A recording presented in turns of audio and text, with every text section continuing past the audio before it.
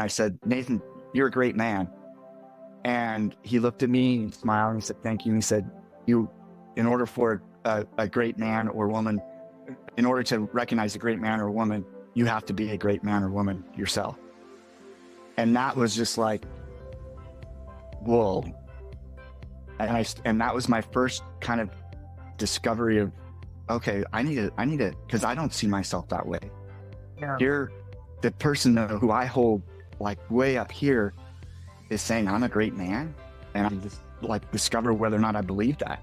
And so that started the process of falling in love with myself, because again, I had set a standard so high that, and it was impossible to reach. And so every time I didn't reach that, just chip away at my self-confidence or my self-love, to the point where, yeah, I honestly would say that around 25, 26, I definitely didn't love myself. And it wasn't until I had to start looking inwards once Nathan said I was a great man. I was like, wait a second, how come he thinks that and I don't?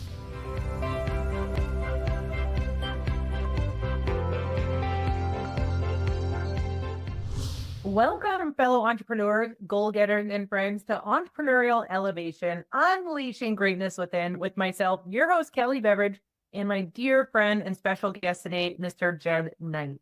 And before I introduce them, I want to take a moment, and I'm excited to introduce to you our new sponsor, Coach Core. So if you're a coach looking to elevate your practice, Coach Core is your all-in-one solution. Imagine having everything you need to grow your business in one place. From hosting your courses and managing memberships to running email campaigns and creating stunning websites, Coach Core makes it all possible with their easy-to-use platform. I'm so grateful I discovered them. But the Coach Core is more than just software. They offer built-in coaching and mentorship, guiding you on how to implement best practices from NLP practitioners, marketing agency owners, and funnel specialists. With Coach Core, you'll have the tools and support you need to take your coaching business to the next level. I've seen firsthand the difference that having the right tools and support can make for entrepreneurs and coaches alike. That's why I'm thrilled to have Coach Core as a sponsor of the Entrepreneurial Elevation podcast. Their commitment to helping coaches succeed aligns perfectly with our mission to inspire and elevate entrepreneurs worldwide. So if you're ready to transform your coaching business, visit coachcore.ca and start your journey to success today. That's coachcore.ca, your path to coaching success. Thanks, Coach Core, for supporting Entrepreneurial Elevation. And so without further ado, I want to introduce Jed Knight. He has had such a huge impact in my life. Jed, you've just been such a mentor to me. You're a huge reason why entrepreneurship runs through my veins. You took me under your wing about 12 years ago and showed me the ropes that I can believe in myself enough to be my own boss and grow a business globally, which is what you've done. And you're just such a special leader. You lead with your heart.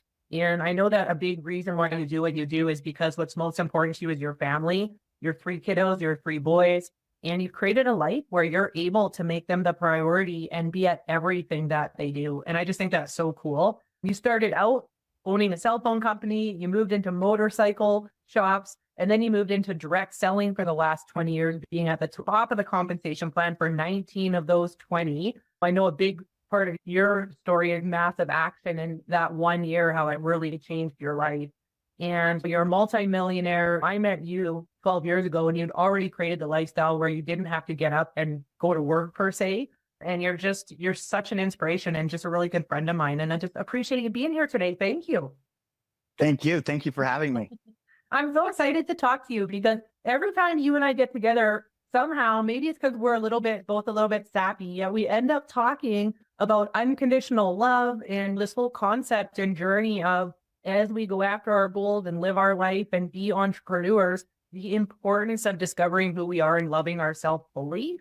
And this is the topic today. I want to talk about this, and I'm really appreciative that you're here and willing to talk about this. And so what I would love to do, Jed, just maybe tell us a little bit about yourself. Let's start with your story and how did you get into entrepreneurship?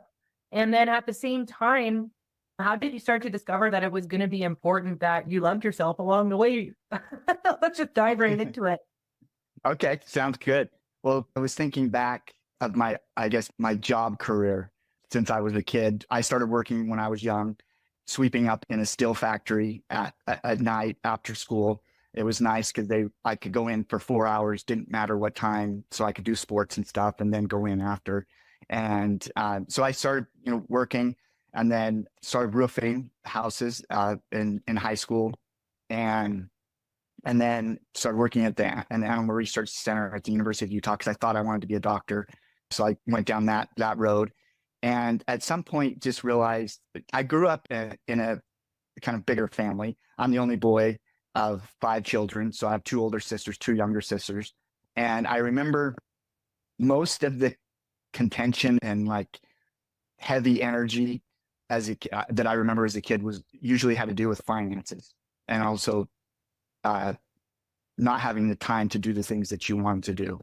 And I remember at an early age just thinking, I never want my kids to have to worry about this type of stuff, because I remember just if I wanted to play a sport or something, I had to come up with the money.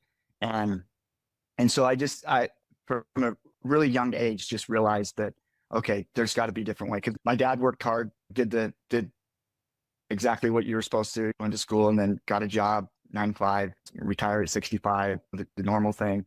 But it just wasn't the time. I saw it in my dad that he had no extra time. He would come home from work, and then there would be the house chores and whatnot.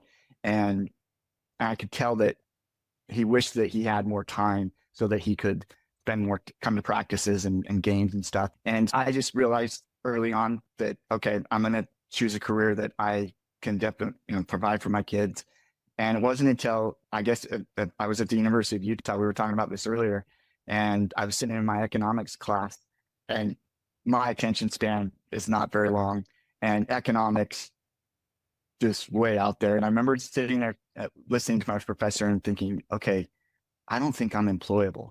I need to have some freedom. Like, I want to be able to live my life on my terms, not on somebody else's terms. And that's when things came together with some other friends that one of them was in that same class. We were able to cut a deal with VoiceStream. I don't know if you remember VoiceStream. We're pretty similar ages too, but I never heard of that. Okay, so T-Mobile bought VoiceStream. And so we were the first ones in Utah to offer a free cell phone with a 12-month contract. But we couldn't have any retail locations. So it was all door-to-door, business to business.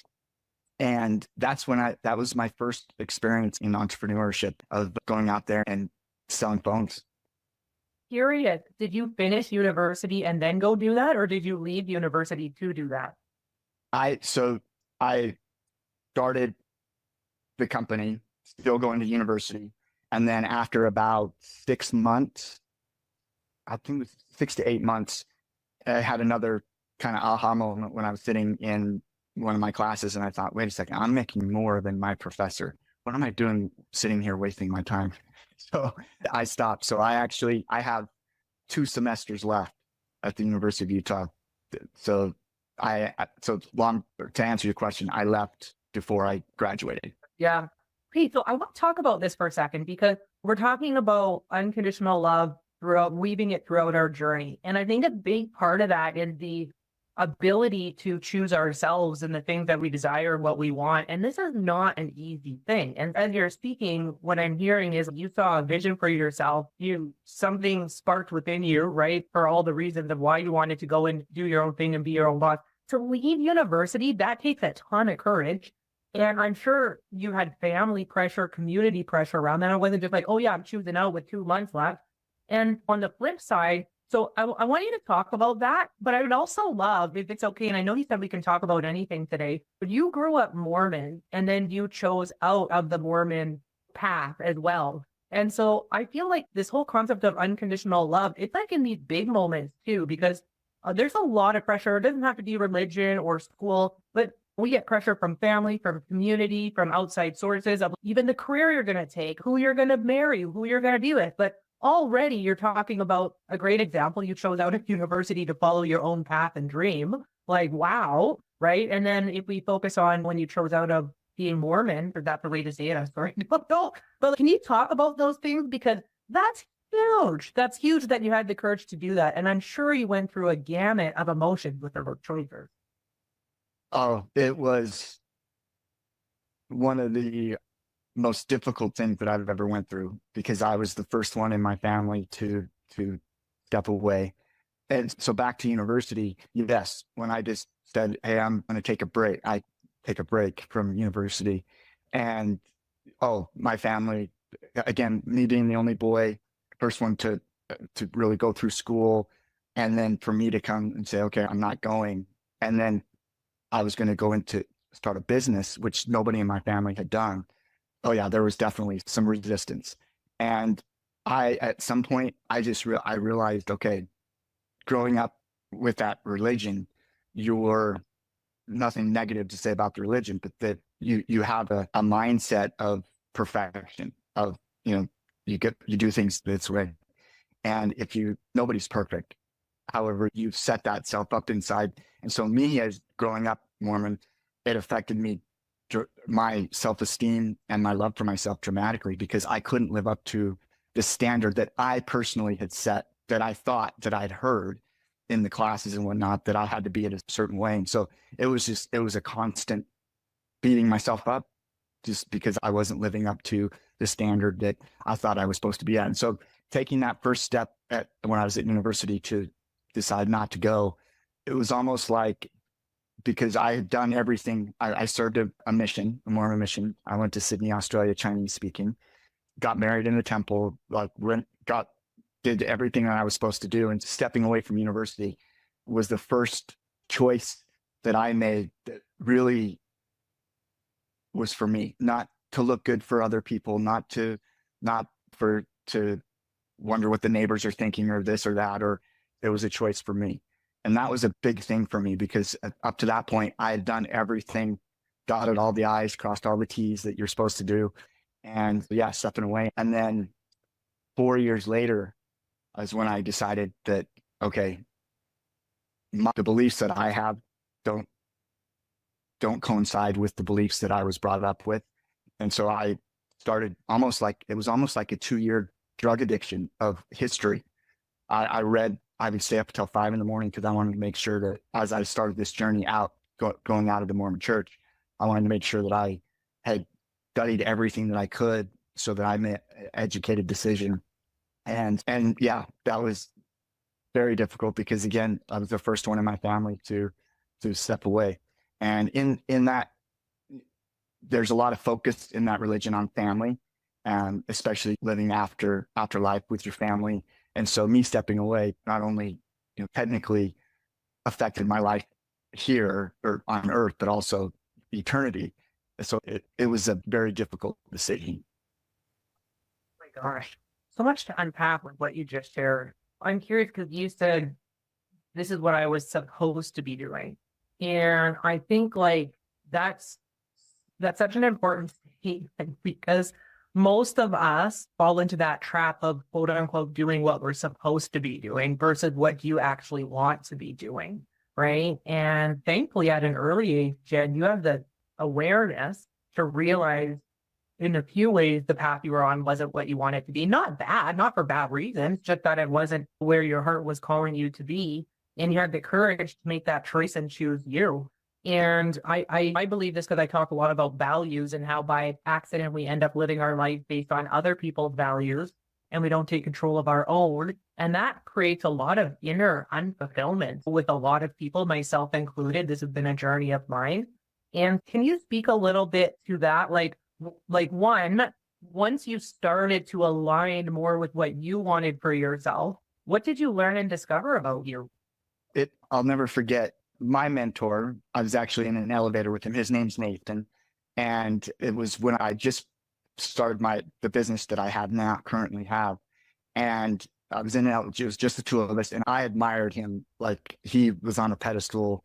And I remember saying, it was just this moment in an elevator. And I said, "Nathan, you're a great man."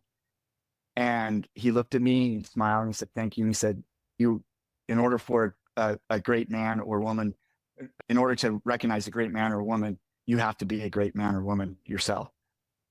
And that was just like, whoa.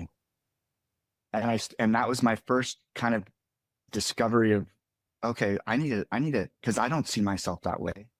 Yeah. Here, the person though, who I hold like way up here is saying I'm a great man. And I just like discover whether or not I believe that. And so that started the process of falling in love with myself, because again, I had set a standard so high that, and it was impossible to reach. And so every time I didn't reach that, just chip away at my self-confidence or my self-love, to the point where, yeah, I honestly would say that around 25, 26, I definitely didn't love myself. And it wasn't until I had to start looking inwards once Nathan said I was a great man. I was like, wait a second, how come he thinks that and I don't? And then also one of the things that stepping away from, ultimately one of the things that helped me step away was I thought, okay, I'm having kids, and I definitely do not want my kids growing up thinking that they need to be perfect.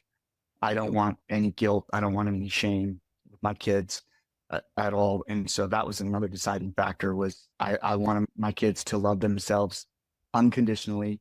And then, because I believe that two of the greatest gifts that we're given as we come out into this world, whatever you believe, whether a higher power or not, self-love and our self-esteem.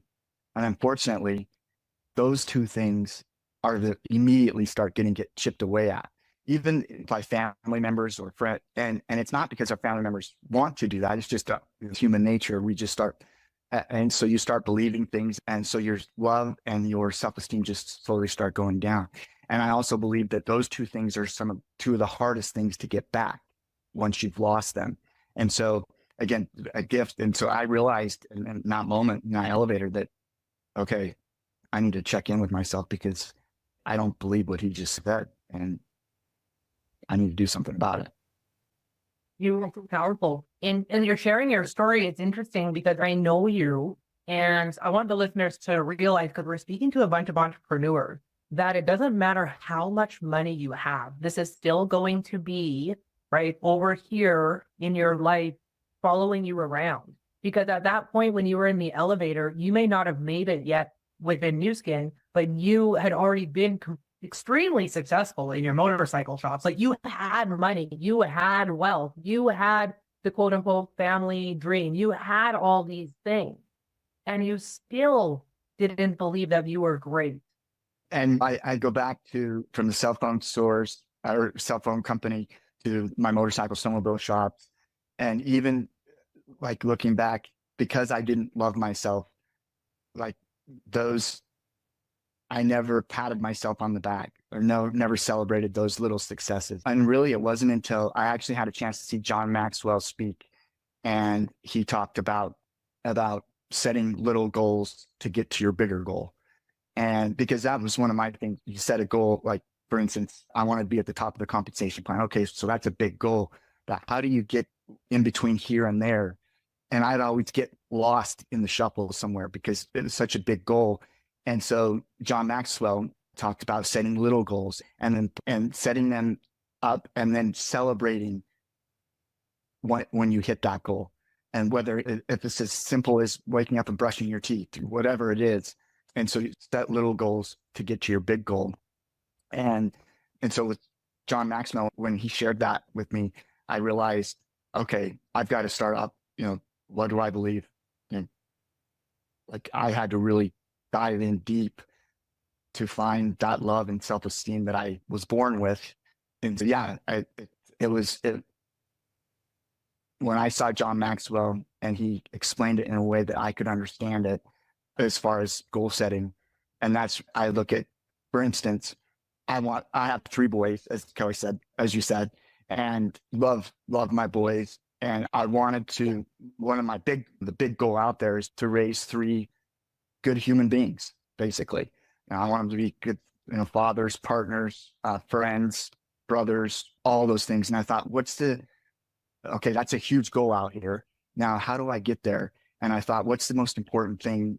And again, it went back to loving yourself and self-esteem. And I thought, okay, what can I do in my children's lives that will help them always love themselves and keep their self-esteem up? And I thought, okay, with something simple that I can do on a daily basis. And for me, it was, okay, I'm going to let them know that I love them, because I thought of myself, okay, my father, like him knowing that he loves me always gave me a little bit more self-confidence.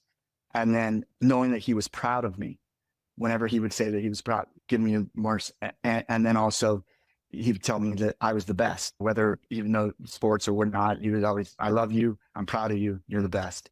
And I thought, okay, I'm going to set a simple goal, which is every day, no matter what, doesn't matter where I'm at in the world, whether it's a phone call or face to face, I'm going to tell each one of my children, I love them. They're the best. And then I'm proud of them. And by them hearing that daily, it'll instill in that it will just, I'll eventually be able to get to that big goal, because ultimately I believe good human beings, they're people that love others and love themselves. And that's ultimately, so I set those little goals. And then every day after calling the boys or talking to them personally, I celebrate that success. And it's almost like a sigh of relief, like, okay, I accomplished something, even if that's the only thing that I accomplished. But I know that day, I know that ultimately I'm getting to that big goal. Oh, I love that. So set those mini milestones, those mini goals, so that you can check off wins and feel good about yourself. And I love that that's what you share with your kiddos. Of course, that's something that you would do. It's so cool. And then in retrospect, do you say those things to yourself? It's a good question. And it wasn't until recently, actually, I've been at the business I'm at for 20 years and been on the self-development journey for about 12 years with you. And it wasn't until I read The High Five Habit. Yeah. That for some reason it clicked in my head that I need to look in the mirror and speak to myself the way that I speak to others. And my grandpa Knight, when I was about 10, so my grandpa Knight he was a chariot jockey racer. So loved horses. And if you can picture I don't know if you remember the old Marlboro commercials or ads in the newspaper, like got the black Stetson hat, cowboy boots. If you could picture the Marlboro man, that was my grandpa Knight. Okay. And I'll never forget, he took me to breakfast to Pete's Cafe in Ogden, Utah. And this is back when you could smoke inside. Yeah. So at night, this place was a bar. And then in the mornings, it had breakfast. So there's like a layer of smoke. So I'll never forget, I was about 10 years old and sat down, and my grandfather said, you know what? Or he had this saying, he'd always say, boy, I tell you what. It was just almost every sentence started out with, boy, I tell you what. And he said, you can tell everything you need to know about a man or a woman by the way they treat the staff. He said, any business deal, any relationship you want to go into with whatever, you take them to lunch and you see how they treat the staff. You can tell everything you need to know about a person. And that affected me dramatically, because I realized, okay, treat others with respect, love others, and be, and I guess, empathetic to their situation. And however, the missing piece for me was treating myself as good as I did others. And it really wasn't until I picked up the High Five Habit, read that. And so now, just within the last 8 months, I wake up, first thing I do is I give myself a high five in the mirror. And then I tell myself that I love myself, or I'll say I love you, and that I'm proud of you, and that I am the best. So it's just really just been in the last 8 months. That gives me goosebumps. Because I know how special that is. And even for myself, being a high achiever and the things you're talking about, so many people can relate to. We all grow up for different reasons, having this perfectionism. When you're a high achiever, most entrepreneurs have that within them. And the other side of that is when you're in a leadership role or you're building teams, you're responsible for a lot of people. So all of a sudden, as an entrepreneur, sometimes what we're doing every day isn't about ourselves, right? It's about other people. And I know I've lost who I am in that role, right? And so just listening to you come full circle, where after 30 something years of entrepreneurship, right, you're rediscovering this love for yourself. It's a constant in our life. Like we don't just arrive at self-love and it stays there. Right? Exactly. And that's what I look back to. I wish once you found fell in love with yourself, that was it. But you're right. It's a daily thing. And so Yeah. that's why I think it's important to set those, little goals that you can hit and then celebrate those, because it's a daily thing. And what would you say to entrepreneurs who they're wanting to practice self-love and unconditional love in the throes of entrepreneurship? Because as we know, for those of you who are just listening, like I'm drawing the line, it's never a straight line, right? It's like there's so many obstacles, there's so much adversity, and there's a lot that we're growing through to get to the next level of success or the direction that we're going. We're responsible for a lot of people, as we were just chatting about. Like, what else can entrepreneurs do to focus or even allow and give ourselves permission to also make sure we're a part of the equation? I look back and having little things that remind yourself of why you love yourself throughout the day, because you're right. You give so much, especially as an entrepreneur. You're always on, you're always open, you're never closed, because whether you've got this deal or that deal, you're always on. And so it's easy to just get into that repetition and forget about really checking in with yourself. Because I know for myself, especially with what I do, people feed off the energy.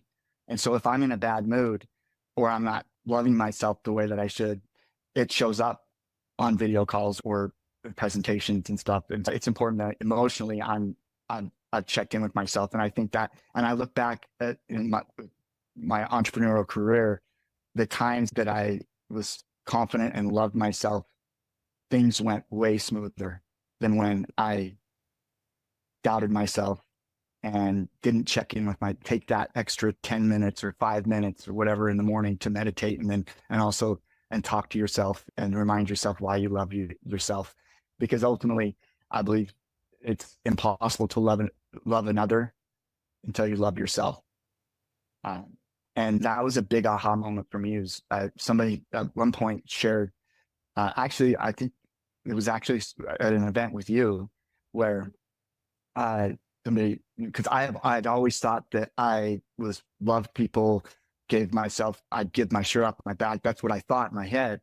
And then to discover that, okay, that same love you've got to have for yourself. And otherwise, what you're giving is, best way to explain it is half-assed. Because until you love yourself, you really half-assing loving other people, the way I look at it. And I think it's vital that as entrepreneurs, you check in even if it's a minute a day, that you just sit and you have a chance to just check in with yourself and remind yourself of why you love yourself.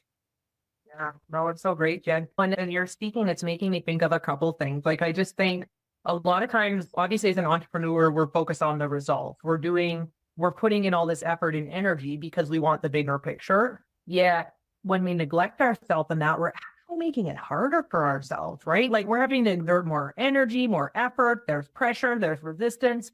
And I think the key is focusing on ourselves and allowing ourselves to put ourselves first. And your business partner and one of my mentors, Charlie Patterson, he used to tell me the equation of net worth, right? It's self-worth plus other worth equals net worth. And most people, you either have one or the other. You're really good at the self-worth thing, focusing on yourself, putting yourself first, making money, loving yourself. Yet maybe you lack a little bit the other worth focus, and therefore your net worth isn't as high as you want it to be. Today, we're talking about unconditional love, and you and I know both struggle with it. We're really good at the other worth part, right? And making it about other people and serving other people. It's this self-worth piece that if we could bring it up, right, the equation of net worth, whatever that looks like for people, will go up too. And so there's so much benefit in slowing down to focus on ourselves and see where our cup needs to be filled. And once again, that could be hard when you're in a fast-paced environment. You feel like you don't have time. You're responsible for a lot of people. You've built this muscle of being and doing in masculine energy. And I think there's this shift happening where people are, at least myself, I'm a woman, not matters with feminine energy, but I'm realizing I lived the last 10 years of my life in masculine energy, and I've neglected that feminine energy part of myself. And so I think that this is a huge conversation to be having with entrepreneurs nowadays, so that people don't get burnt out. or stop loving what you love, right? Because sometimes there are passions and things that we love, and then we fall out of love with it, which really is, we're probably just falling out of love with ourselves because I'm not fulfilled, or I'm not taking care of my health, or my relationships are suffering, and you and I talked about this too. We can fall into mental health or addictions or overeating or whatever it is to curb those emotions that we're not allowing ourselves to deal with.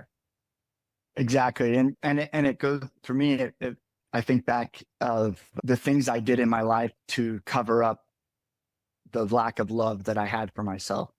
And I went through a divorce in 13 years, yeah, however long ago. And that was, again, a first in my family. And so it was another, to me, devastating. And my self-love. And so I started drinking to cover up the hurt, best way to put it. And it wasn't until I stepped on a scale. In my head, I always thought I was 170 pounds because that's what I weighed from like 25 on. And I started drinking because of the divorce, thought that would help get through it, and obviously made it way worse. And it wasn't until I actually got on the scale and I was 215 and I was shocked. And that's when I realized, okay, I've got to do something about drinking. Is obviously it's going to kill me eventually. And the weight, I can't keep putting weight up like this on. And then again, went back to, okay, and what are some of the things that I love about myself? And then verbally saying those things out loud. And even if it was just one thing that I could find that day that I loved about myself, I would say it out loud. And that, by doing that, helped me stop the drinking, lost 40 pounds within about 6 months or about 8 months, and got back to where I felt good about looking at myself in the mirror. But yeah, you're right. If you, at some point, regardless of how successful you are, whether it's financially or time freedom, whatever it is that however you gauge your success, you're going to come head to where your own relationship, your own values, and you're going to have to deal with it at some point. Whether it's now or whether it's 20 years down the road, it's going to come up. And so chipping away at that, the self-love from an early point, I think I look back, and if I would have loved myself just a little bit more than what, who knows where I would have ended up, as far as, thank goodness that I had a chance to course correct and go back and start. And that's what started 12 years ago when you and I started our journey together with self-development.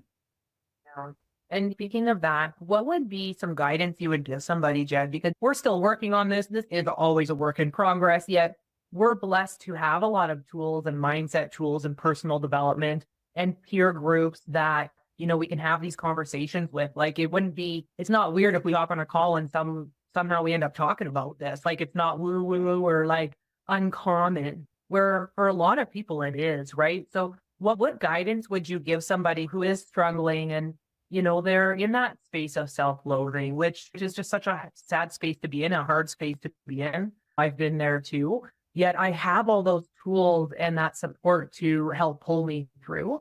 Like, what would you say to somebody who doesn't have that? Like, what could be some tips and guidance they can do just to start getting themselves into the right direction and feeling better about themselves? That's a great question. And it goes back, and I go back to John Maxwell and setting those, small little things that you can achieve, and celebrating those successes.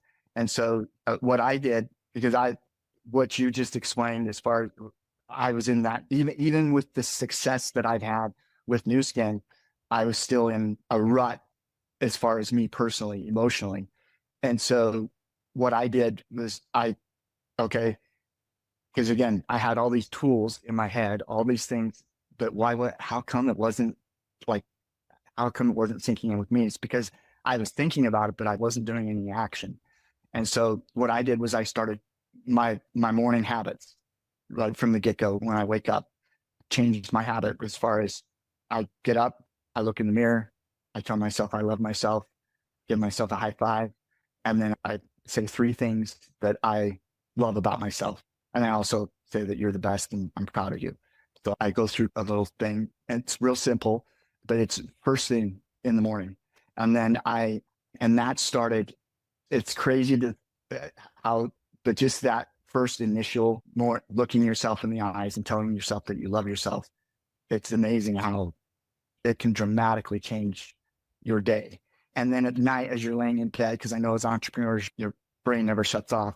And so one of the things, as I lay in bed at night, I start thinking about, okay, did I handle this situation right? Did I handle that situation? And then also I think of the things that I'd accomplished that day. And the first thing that comes to, okay, I woke up, checked in with myself, told myself I love, and so I can check that off.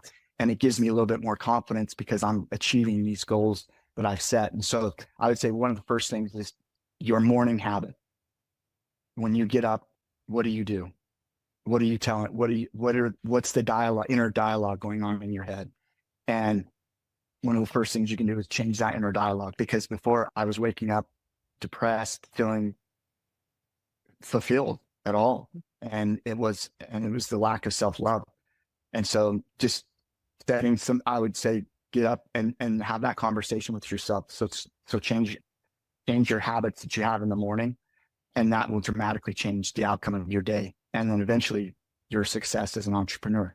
It's like the simple things that you're talking about, right? Like how often do you hear these things, right? Like your morning routine or what you say to yourself. Yet, like you said, there's a difference between knowing it and actually doing it, and then leaning into it and practicing it. And I know you keep bringing up the high five habit. I can tell you that exercise is powerful. For those of you that are listening, when's the last time you actually looked at yourself in the mirror, connected to your own eyes, felt the love for yourself, and told yourself you love you, and then gave yourself a high five and said, whatever you want, you can do this, you got this, you know what you share. It's an intense exercise in such a great way. I encourage everybody to do it. And I'm actually going to start doing that again, Jed. Thanks for reminding me. And I think there's pieces to this, right? Because lately I was struggling with my belief in myself, and you spoke about your health, because I'd let my health go. And I'm really proud of myself because I've started to feel like an athlete again, because I'm doing the activity. I'm running, I'm riding my bike, I'm doing weight training or walking my dog. And I can tell you the impact it's having on how I feel about myself, and then how I show up in my business and my relationships and my life is crazy. And we're talking a lot about self-love. I believe, my own opinion, health is so important. In health in all aspects, our physical health, our mental health, our nervous system health, like allowing ourselves to slow down and catch up. Maybe talk a little bit about that. Like, when you start to love yourself, what does that look like? Like, what does that look like with your health? What does that look like with your relationships? Like, maybe speak a little bit for that if you can. Definitely. And as I started that journey of falling back in love with myself, because again, I believe that when you're born, you have that love, and it's just slowly chipped away at. I started going to the gym because I've watched, so I don't out anybody, I've a family member that has never forgiven themselves for something that happened when they were 16. And I've watched this person's health just slowly erode away because of this lack of self-love that they have for themselves. And it's affected every relationship, every aspect of their life, because they were hung up on this one thing and couldn't get through with self-love. And so I'm a huge believer that self-love is vital to your emotional and your physical health. And so one of the things I did was I started going to the gym. I had no idea. I was an athlete growing up and had done the gym thing, but never really got into it until I started to care about myself and my health. And so I started doing cardio and different things because I'd never thought of that stuff, because I'd always give to others and not give to myself. And when I started giving to myself first thing in the morning, it allowed me to give more to those people that I thought I was giving to. And I noticed a big difference, even because I'm not, again, self-love is a journey. So I'm not, but as your self-love grows, it's amazing to see how people respond differently to you.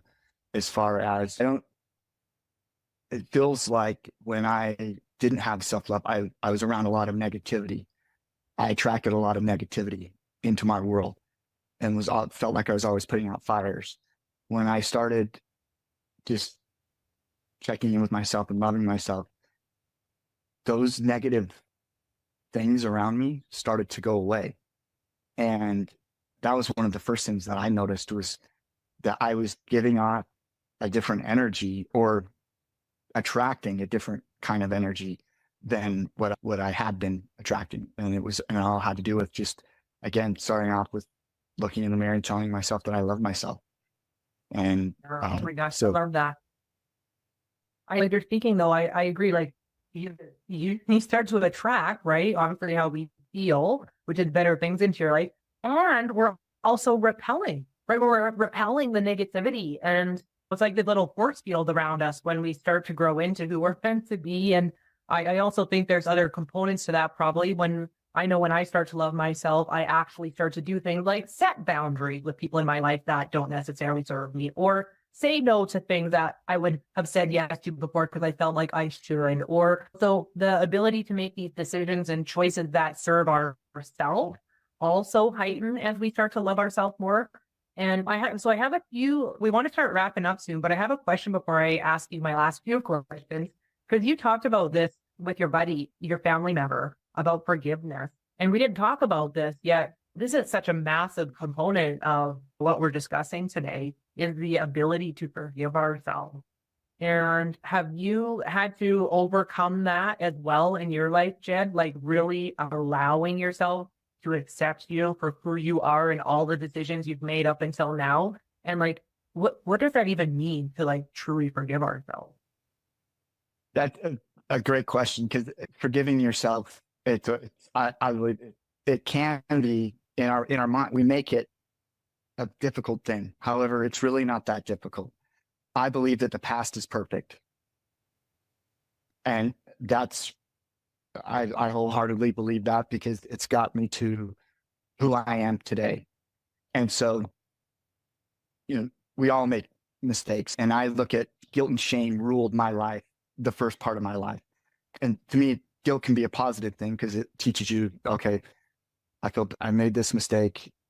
I now know that it was a mistake. I'm not going to do it again. And so guilt can be healthy at times, because it reminds you not. Shame, though, there's no use for shame. And all shame does is just tear you down. And so if you have things in your life that you need to forgive yourself for, look at them and look at it through the guilt side, and really check in to make sure that you're not shaming yourself, because there's no reason to shame yourself. If you recognize that you made a mistake, and then you did everything you can to make amends for whatever it was that you feel like you need to forgive yourself for, and then you go on and you change, whether it's a habit, whether it's whatever it is that you need to do to make it, then the guilt, the shame goes away. And again, looking at believing that the past is perfect, look at it from a standpoint, okay, how can I be better from this? How can I improve myself from this situation, or whatever it is that you're forgiving yourself for? Such a great message. I love that. No, I love that. And okay, so Jed, what would you say you had a lot of life experiences and chapters in your life, right? The way you speak, it sounds like you should be an 80-year-old man. Yeah, you're like in your mid-40s, right? It's So still so much life left to experience and live. And so I'm curious, what is your version of success now today? That's a great question. I have 3 healthy boys that love themselves. They're great brothers. They're great friends. They're great partners. And again, ultimately, I believe that they love themselves. And so for me, nothing else matters. Like, that was my ultimate goal, was to raise 3 kids that love themselves and were proud of themselves and have the self-esteem. And I've been able to I take my boys to school every morning, pick them up in the afternoon. I've coached, I've volunteered. And so for me, seeing my boys now, I've got one in New York City acting and producing. He went to NYU. I've got one at the University of South Carolina studying sports management and entertainment. And then I have a sophomore in high school.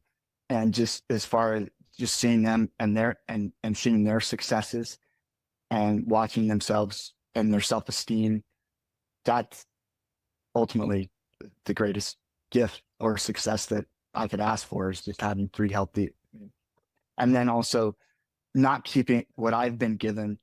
I believe that I need to give back to other mothers and fathers, and so that they can get into the same situation, or work towards getting into the same situation, because ultimately I think that's where society, the breakdown in society today, the family unit, I believe, and what's lacking is the time, because you got your cell phone, people, life has just sped up so much in the last 10 years that we don't take the time to stop and have that family time. Yeah, I want success to me now would be also helping others get to where I'm at, so that they can enjoy that time freedom that I've enjoyed the last 15, 20 years.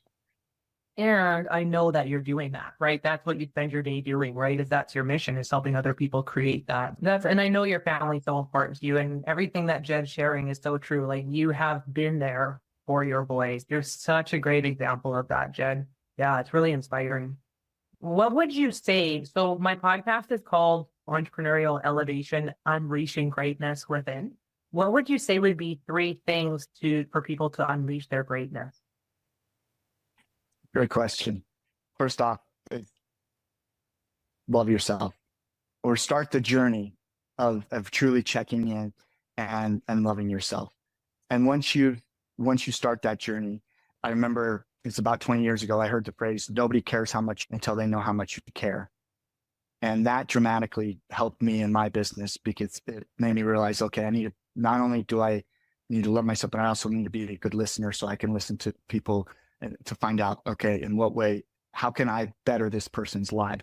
And that's through listening. And so I would say, keep that phrase, nobody cares how much until they know how much you care. It doesn't matter what you're selling, what your business is.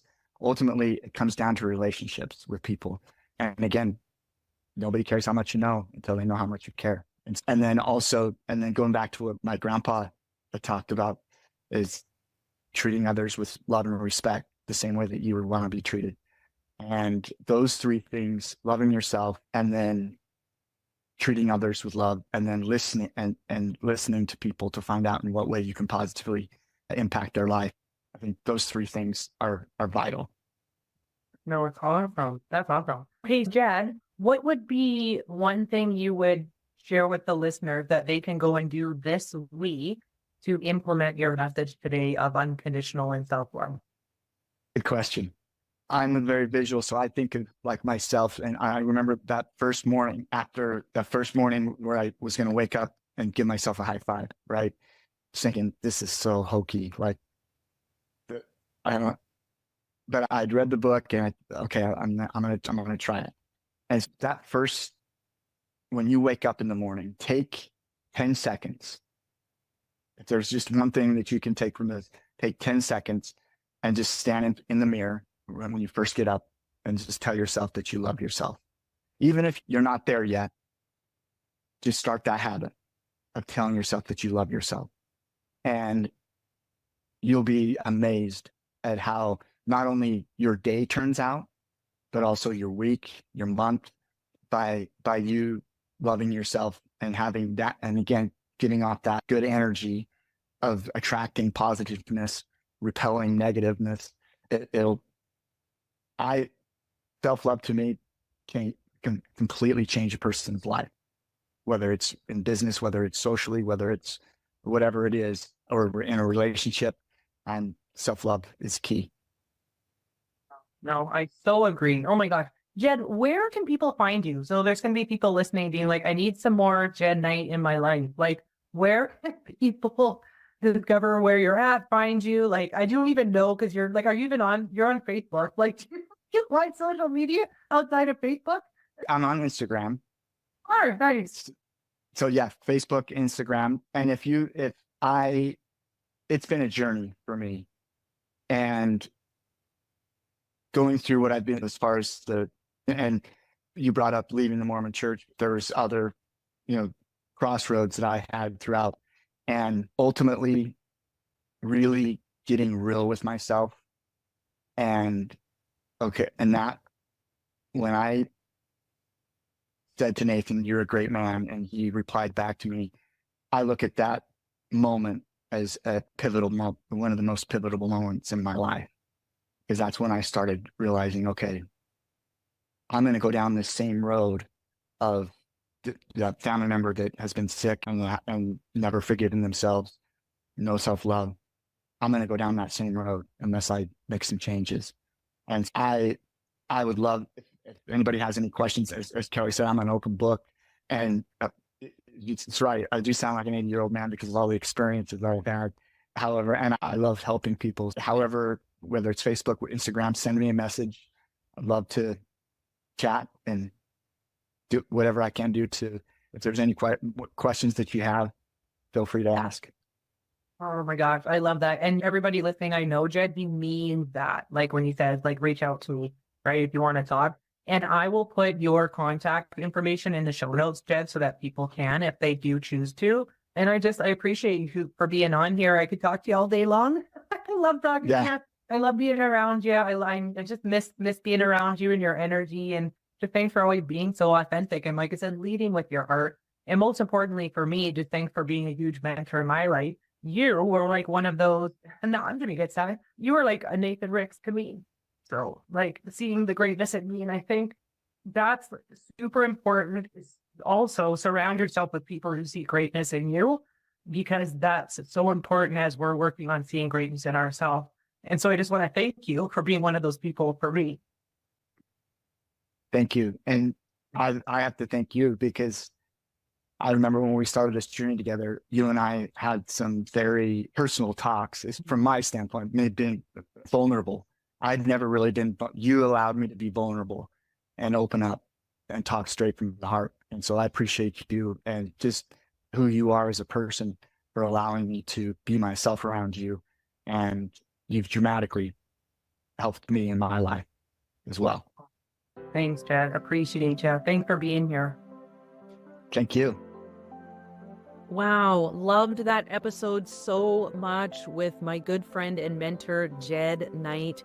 So special to be able to have people on the episodes and on my podcast who have just had such an influential impact on my journey and my life and my belief in myself, and me learning to love myself wholly, which is still a work in progress. And I think today's episode really is one of, if not the most important topics that I've had so far, which is learning to truly love ourselves and how that just impacts absolutely every single area of our life. And so for those of you who have listened to this message or you're listening to this message, I hope you realize how amazing you are, and that if you haven't been honoring yourself in a way that you know would set yourself up to win, to slow down and really allow yourself to receive and give yourself time and the energy and the space and the love that you deserve.